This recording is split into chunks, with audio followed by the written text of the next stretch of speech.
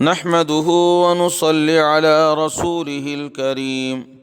أما بعد فقد قال الله تبارك وتعالى في كلامه المجيد فأعوذ بالله من الشيطان الرجيم بسم الله الرحمن الرحيم يا أيها الذين آمنوا كتب عليكم الصيام كما كتب على الذين من قبلكم لعلكم تتقون صدق اللہ العظیم۔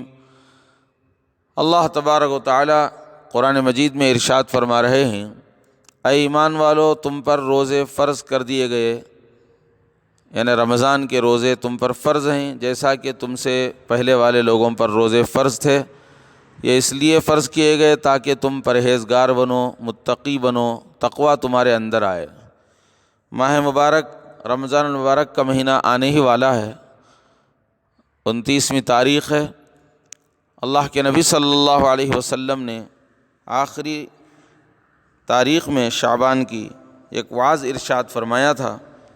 جس کا خلاصہ یہ ہے کہ اے لوگو، تم پر ایک مہینہ آ رہا ہے، وہ بہت عظیم الشان مہینہ ہے، بہت برکتوں والا مہینہ ہے، اور اس میں ایک رات ہے شب قدر جو 1000 مہینوں سے افضل ہے۔ اللہ تعالیٰ نے اس کے روزے کو فرض فرمایا ہے اور اس کے رات کے قیام کو یعنی تراویح کی نماز کو ثواب کی چیز بنایا ہے۔ تو اس طرح سے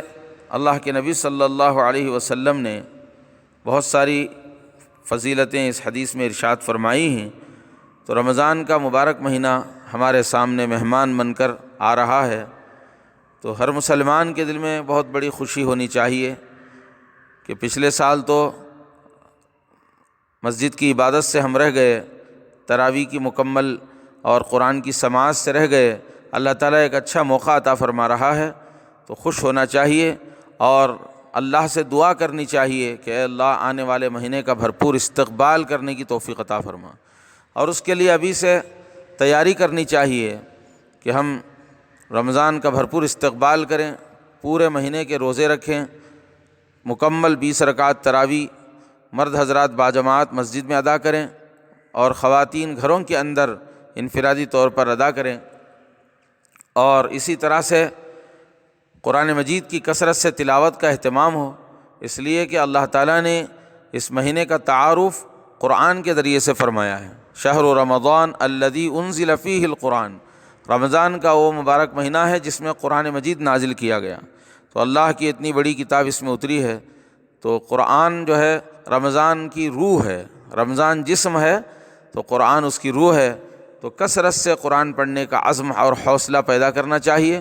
کہ ہم 10 قرآن ختم کریں گے، 20 قرآن ختم کریں گے، یا کم از کم 5-6 قرآن، آخری درجے میں 1-2 قرآن تو بھی ہر مسلمان مرد عورت کے دل میں تمنا ہونی چاہیے، اور اس کے لیے وقت نکالنا چاہیے۔ 11 مہینے تک تو ہم دنیا میں دنیاوی کاروبار میں اور کمانے دھمانے میں دوسری مصروفیتوں میں مشغول تھے۔ اللہ نے یہ مہینہ رمضان کا جنت کی کمائی کا اور نیکیوں کے حاصل کرنے کا اور جنت کی تیاری کا عطا فرمایا ہے۔ یہ نیکیوں کا سیزن ہے، پتہ نہیں آئندہ سال رمضان تک کون رہیں گے، کون دنیا سے جائیں گے، کس کی کوئی گارنٹی نہیں دے سکتے۔ اس لیے سمجھیں کہ یہ رمضان ہماری زندگی کا آخری رمضان ہے، اس لیے اس کے ایک ایک لمحے کی قدر کرنی چاہیے، بھرپور اللہ کی عبادت میں ذکر و تلاوت میں مصروف ہونا چاہیے، اور گناہوں سے اپنے آپ کو بچانے کی فکر کرنی چاہیے۔ اللہ تعالیٰ روزے کی فرضیت کا مقصد بتا رہے ہیں، لعلکم تتقون،